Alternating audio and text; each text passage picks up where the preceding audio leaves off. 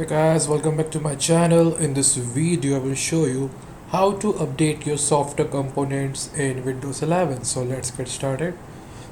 So first of all, you have to open Device Manager, search Device Manager in the search bar, then open Device Manager, maximize the window.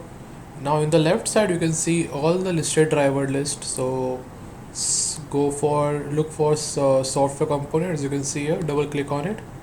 Now here you can see Intel graphic control panel.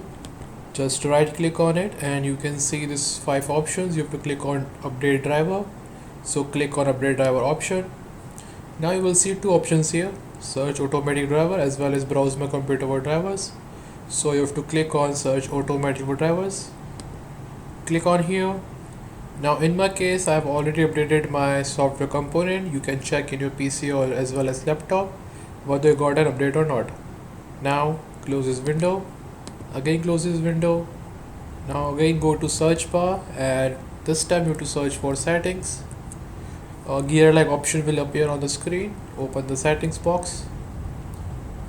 Now in the left side you can see all the components of settings menu. So go to the last one, which is Windows Update. Click on it. Now you will see on your top right, check for updates. Click on it.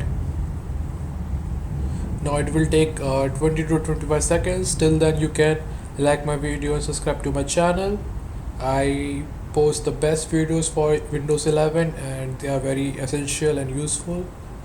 So it will show you all the list you want to update driver and software components.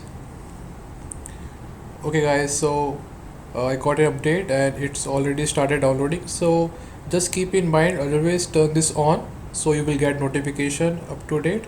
So guys, thanks for watching. I will see you in the next video.